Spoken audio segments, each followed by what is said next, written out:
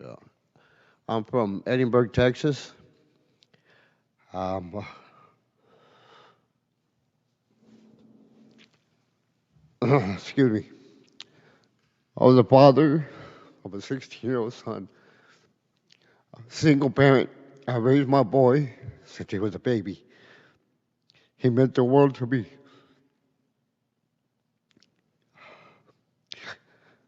I got the vaccine to protect my son, and after in March, April, they're announcing how it was safe for teenagers. Me and my son have never been apart. We're always together. He was my best friend. I always told him it was me and you against the world.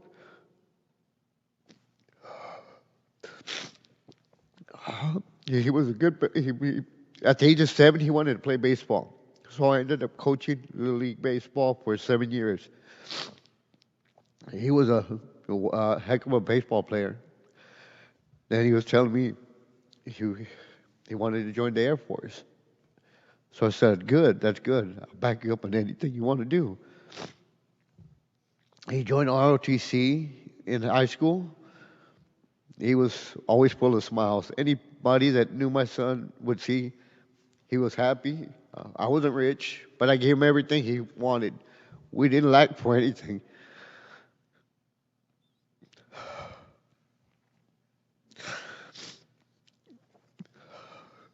We used to go fishing, camping, do everything. We got the Pfizer vaccine because I thought it was to protect him.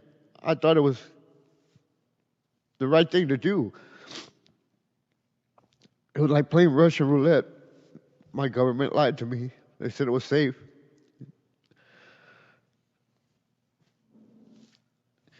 Now I go home to an empty house where I used to wake him up, I'd give him a hug and a kiss, tell him I'm going to school. Don't miss school.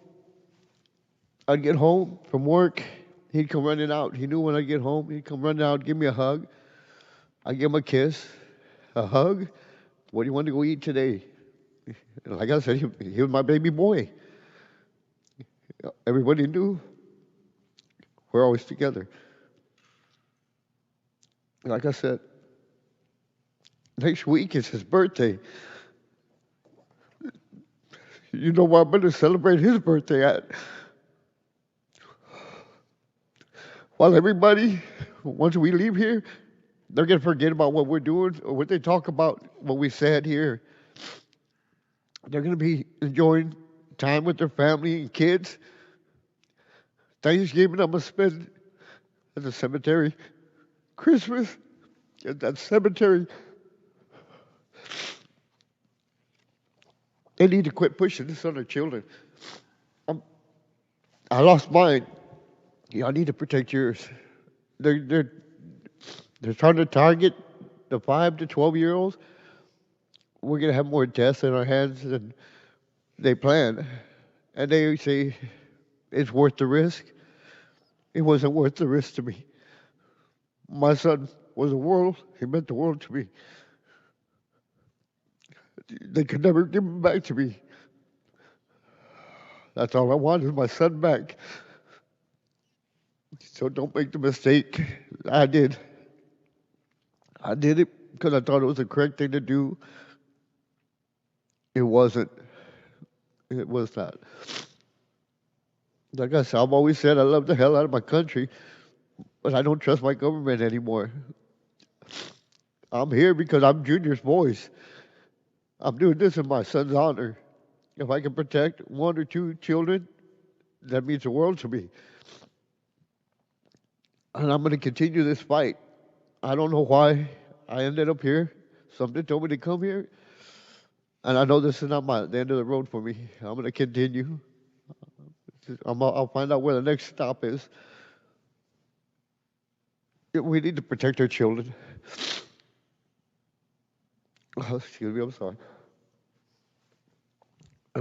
Mr. Johnson, thank you. I really appreciate you talking to me and helping everybody, not just me, everybody, every one of us that's going through this deal. I mean, like I said, what they did to my son, they knew what was happening. I consider that murder. Because in December 17th, 2020, they did a study, and they knew it caused heart conditions in teenagers. Why wasn't this information released until October 1st this year? If we would have known this, my son would be here with me. So I figured, like I said, they murdered my son. And the other people that are suffering, these kids with all these side effects, that's child abuse right there. I mean, why isn't something being done? I mean, this should be pushed. That we don't let anybody hurt our children. We put our lives in front of our children. Why are they doing this to our kids, man? Like I said, I have nothing else to lose. I mean, everybody needs to stand up with me. We all need to fight together. At least do better tests to make sure we're not going to hurt any more children. I'm sorry. Thank you.